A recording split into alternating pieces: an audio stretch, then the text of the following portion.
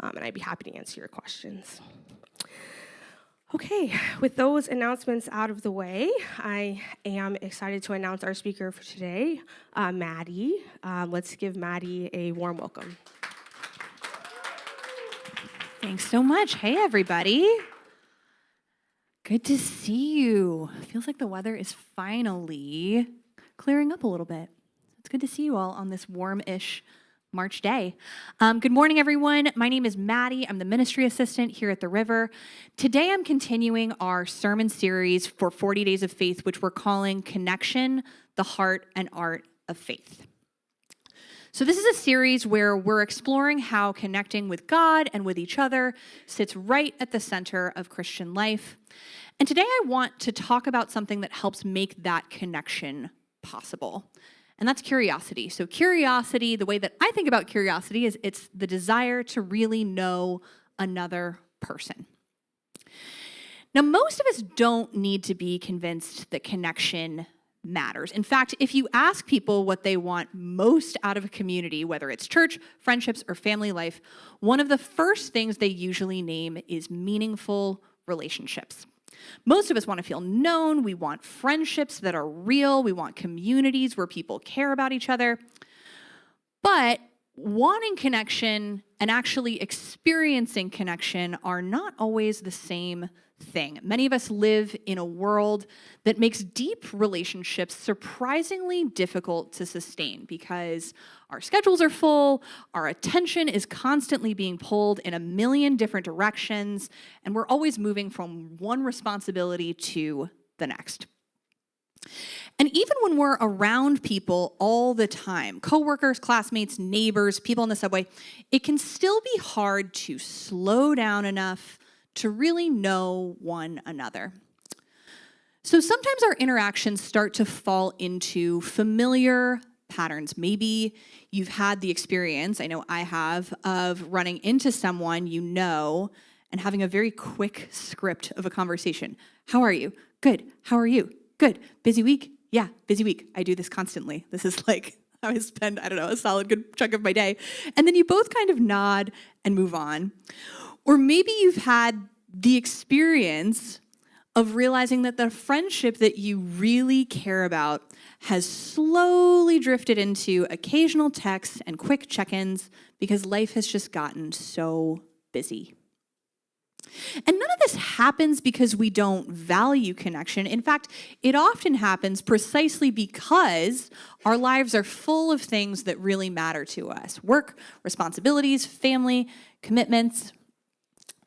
But over time, when most of our interactions stay at that quick surface level, something subtle can happen.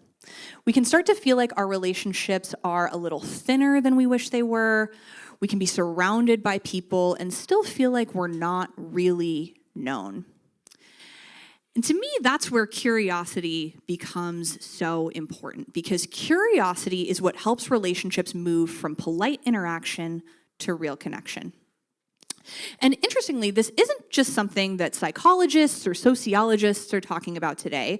The Bible has actually been paying attention to this dynamic for a long time. There's a book in Scripture that is almost entirely about the delight that two people take in noticing each other, really seeing each other, and that book is Song of Songs. So, some of you might be familiar with Song of Songs. Song of Songs is a really unique book in the Bible, and it might seem like an unorthodox choice of scripture for what we're talking about today, but I promise it's quite relevant. This is very intentional. Song of Songs is the only book in the Bible that is entirely a love poem. And it's often interpreted as actually romantic love between two lovers. So if you read through the book, what you'll find is this beautiful back and forth between a woman and a man who are absolutely delighted with each other. They call out to each other, they search for each other, they describe each other in these long, poetic, sometimes very vivid ways. They talk about each other's voices, their hair, their eyes, the way they move. They wander through gardens together and across hillsides looking for one another. And if you're familiar with the Bible, you might notice that this is a little unusual, right? Most books of the Bible are telling stories about God's people, or they're giving instructions, or they're sharing prayers of wisdom. But Song of Songs is different. It's just this extended love poem about two people who are captivated by each other. And because of that, the church hasn't always quite known what to do with this book. Historically, a lot of Christian readers have interpreted the Song of Songs allegorically. Instead of reading it as a poem about two human lovers, they've read it as a poem about the love between God and God's people, or between Christ and the church.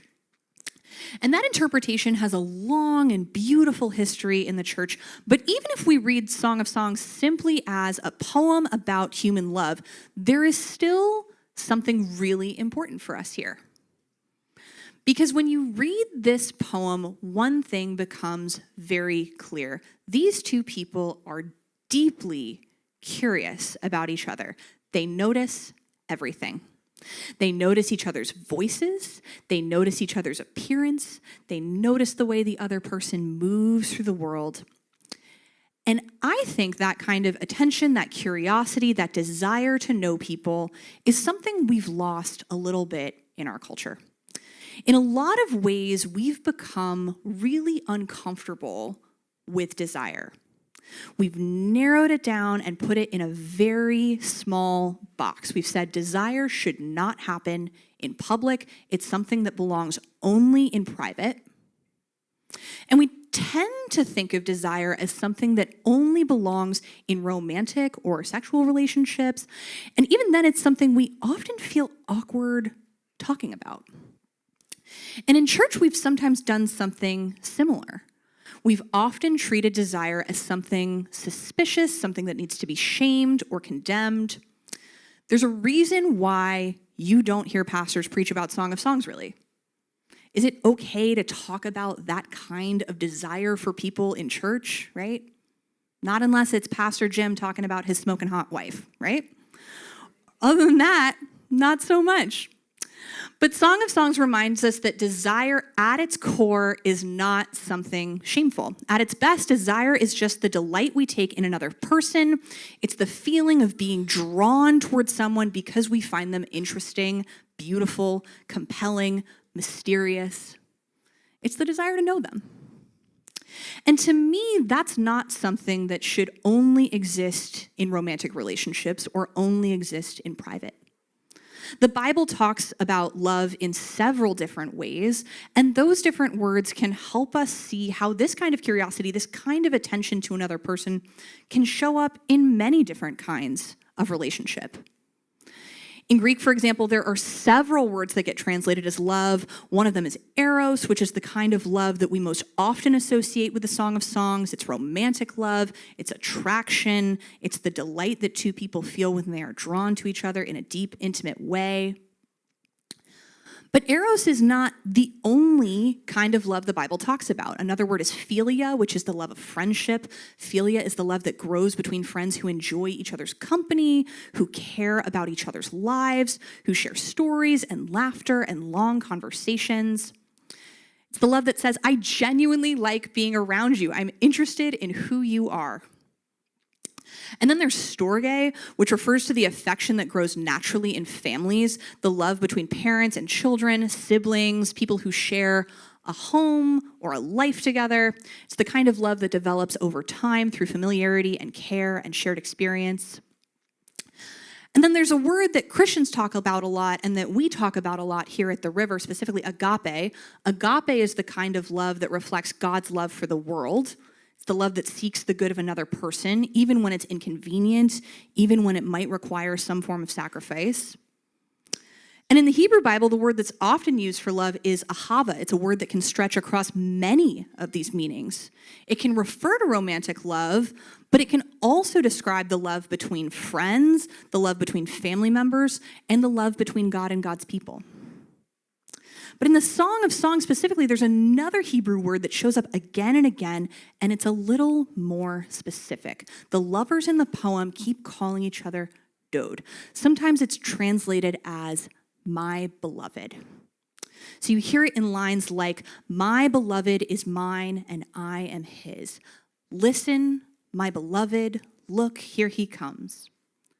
This is my beloved and this is my friend. The woman in the poem refers to the man over and over again as Dodi, my beloved. And what's interesting about that word is that it's not an abstract word. It's not talking about love as a vague feeling floating around in the air. It's talking about a specific person, my beloved. Not love in general, not romance as an idea or attraction as a concept. It's an actual person. Someone she notices, she delights in, someone she wants to be near and understand and describe. And if you listen closely to the way the lovers speak about each other in this poem, you notice that they are constantly paying attention to details. They notice each other's voices, they notice each other's bodies, they notice the way the other person walks across the hillside or appears in a doorway, and they linger actually on these details. So at one point the woman says, listen, my beloved, look, here he comes, leaping across the mountains, bounding over the hills. So she notices the way he moves as he approaches her. She watches him coming from far away and describes it with this sense of excitement and delight. And the man does the same thing. At one point, he describes her like this: how beautiful you are, my love. Your eyes are doves. Your hair is like a flock of goats moving down the slopes of Gilead. So this may not sound like the most romantic compliment to us today, but it was really working for them back then. And the point is he is paying attention to what her hair looks like. He is looking closely enough to try to describe what it is that he is seeing. And later he keeps going. He says, your lips are like a crimson thread. Your mouth is lovely. And the woman responds with the same kind of attentiveness. She says, my beloved is radiant and ruddy. His head is the finest gold. His locks are wavy, black as a raven. His eyes are like doves beside streams of waters. They go on like this for several verses, just noticing things about each other. And what's striking about this is the amount of attention they're giving each other. They're not rushing past each other. They aren't treating each other like background characters in their own lives. They are fascinated. They want to know each other. They slow down long enough to say, essentially, look at you. Tell me about you. I want to know you. That's what dode looks like in this poem. It's not just passion or attraction, it's actual delight in the presence of another person. And that delight makes them curious about each other. And it turns out curiosity is actually a really powerful force in human relationships. So there's a fascinating book that came out a few years ago called Curious Minds, The Power of Connection by Danny Bassett and Perry Zern. It's a book about curiosity, where it comes from, why humans have it, and what it does in our lives. And one of the things the authors argue is that curiosity isn't something that only certain people have and others don't. It's not a personality trait in that way. Curiosity is actually something built into us as human beings. It's hardwired into us. It's part of how our minds and our communities naturally work. And they describe curiosity in a way that I find really helpful. They say curiosity is not just a process of gathering information, it's actually about connection. It's about the way we move towards things and toward people that we find interesting or surprising or mysterious. Curiosity actually pulls us out of ourselves and toward the world around us. So the authors actually describe 3 different styles of curiosity. Some people are what they call hunters. Hunters are curious in a very focused way. They want to solve a problem or figure something out. They ask targeted questions and they keep digging until they get that answer. I'm sure you can think of someone in your life who is like this. I am thinking of my father for sure. Other people are more like busybodies, right? Busybodies are curious in a broader way. They wander, they notice things, they ask a lot of little questions. They like exploring and learning about all kinds of things, including other people's stories. And then there are dancers, and my ADHD folks in the audience, I feel like, are going to really relate to this one. Dancers are curious in a more fluid, maybe responsive way. They move back and forth between people and ideas, responding and adjusting as the conversation unfolds. And the point of these three things, like this typology that they're laying out, is not that one type of curiosity is better than another. Right? The point is that curiosity shows up in a lot of different ways, but in all of these cases, curiosity is pulling us, it's drawing us into relationship. Curiosity is what makes us ask another question instead of just ending the conversation. It's what makes us say, wait, tell me more about that. It's what makes us notice when someone seems a little quieter than usual and to ask if they're okay. And when curiosity shows up in a relationship, something really important starts to happen. People start to feel seen.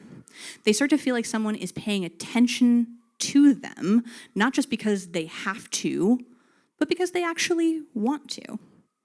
And when people feel seen, connection begins to grow. And there's another side to this that's actually just as important as people feeling seen. Curiosity helps us to see other people, but connection also requires that we allow ourselves to be seen. And that's where things can actually get a little bit uncomfortable because curiosity can feel safe, right? Asking questions feels safe. We can stay kind of in observer mode, just asking other people about their lives. But connection actually deepens when we take the risk of showing a little bit more of ourselves too. So when somebody asks, how are you? It's easy to stay behind the script. I know I do this all the time. I'm good, busy week, same as always. But sometimes connection grows when we answer a little bit more honestly. I'm actually been feeling a little bit overwhelmed lately. I'm really excited about something that happened this week, or I'm still figuring some things out about this. Those moments of vulnerability change the atmosphere of a conversation because vulnerability also does something powerful. It gives the other person permission to be real too. And that can shift a conversation. It can move a conversation from just a polite interaction to more of a genuine connection. So in a way, that's what we see actually happening in Song of Songs as well. The lovers in the poem aren't guarded with each other. They speak openly. They describe what they see and how they feel, and they let themselves actually be known. And that openness is part of what allows their curiosity about each other to flourish. So in other words, curiosity isn't just a reflection of the love that you already have for someone else. It's actually often the doorway into love. By practicing curiosity, you can intentionally cultivate your desire to know someone else. If curiosity is hardwired into us, why does it feel so hard sometimes? Why is it that we sometimes walk into a room full of people and our first instinct is not curiosity, but actually self-protection? Why do we find ourselves thinking things sometimes like, how quickly can I get through this conversation? Or what's the polite way to exit this interaction? Or can I just check my phone for a second so I don't have to keep talking? Bassett and Zern, in their book, have an interesting answer to that question. They say curiosity is actually always lingering in the background in our minds, but it gets crowded out. It gets crowded out by busyness. It gets crowded out by distraction. It gets crowded out by systems that train us to move quickly from one thing to the next without lingering. And if you think about the way many of us move through our days, that actually makes a lot of sense. Our attention is constantly being pulled in all kinds of directions. We're answering emails, checking notifications, trying to get through the to-do list, keeping up with the news, remembering what we forgot at the grocery store, figuring out how we're going to get to the next thing. And so when your brain is operating in that mode, curiosity can start to feel like a bit of a luxury. Like we can't actually afford that. And that's what makes it feel easier to move through conversations quickly or to keep things at the surface level or to stick to a script. And a lot of times that's not actually just easier, it's also necessary.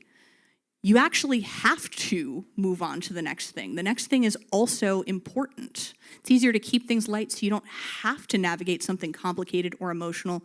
But also the next thing you need to accomplish today does actually matter. Your schedule matters.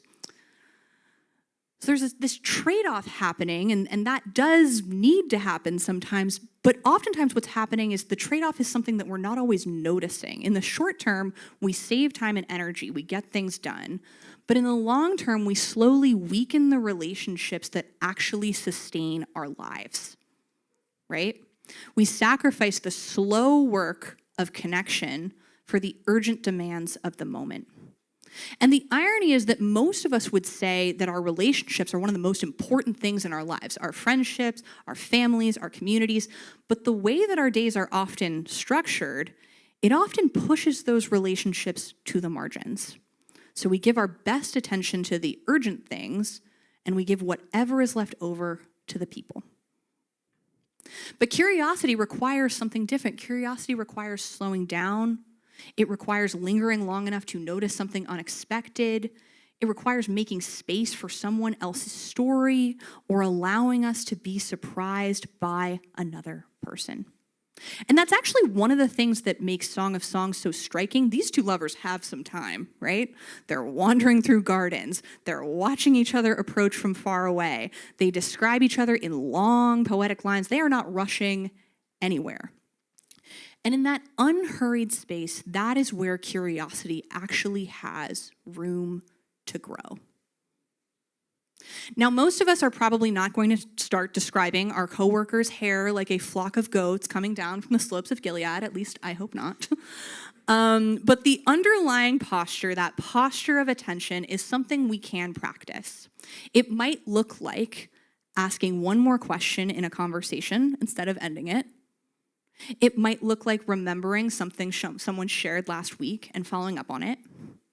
It might look like noticing when the person who's standing alone during coffee hour and walking over to say hello. These are small things, but small acts of curiosity can change the texture of our relationships. Because when someone realizes that you're genuinely interested in them, that you're paying attention to their life, it communicates that they matter.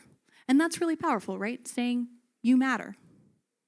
I know sometimes doing that is hard for me because I'm often tempted to stick to safe scripts for conversation. I'm a big small talk person, even with people I know really well.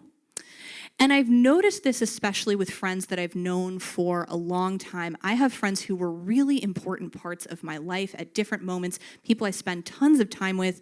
But as life gets busier, or I move different places, or people fall out of touch, it's easy for those relationships to slowly drift into that same kind of surface level interaction. You text occasionally, you send a quick happy birthday, maybe you react quickly to something they post online, but you're not really talking about what's actually going on in each other's lives anymore. And a while ago, I realized that had happened with a couple of friends who I care about a lot. So I decided to try something really simple. I reached out and asked if we could actually catch up, like really catch up. And when we talked, instead of staying in the usual so how's work territory, I started asking a few different questions. Questions like, what's been taking up most of your mental energy lately? Or what's something you've been thinking about a lot recently? And what struck me was how quickly the conversation shifted. Within a few minutes, we were talking about things that had been shaping our lives for months, things that I had actually no idea about. And it reminded me how much depth there still was in those relationships. It had just been buried under the busyness of day-to-day life. And it made me realize something. Sometimes curiosity isn't actually just about meeting new people or how we interact with strangers. It's actually about rediscovering the people we think we know or the people we've known for a long time. So how can we actually have some of those riskier, more in-depth conversations without overstepping or making things too awkward or uncomfortable for the people in our lives? There's actually a well-known TED Talk by journalist Celeste Headley called 10 Ways to Have a Better Conversation. And in the talk, she shares some simple but surprisingly challenging actually advice about what it takes to really connect with someone when you're talking to them. So one of the first things she says is don't multitask, and that's not just like a put your phone down type thing, but really actually be present. She says if you're in a conversation while also thinking about something else, what you're going to say next, what you're doing later, or what's happening on your phone, you're actually not really in this conversation. I know that I am guilty of that sometimes. I think that hits home, close to home for a couple of us. But most of the time when we're talking with someone, part of our brain actually already is somewhere else, right? We're planning what we're going to say or rehearsing the next point or thinking about how the conversation is going, wondering if it's time to wrap up. Curiosity requires something different. It requires that we actually stay with the person in front of us.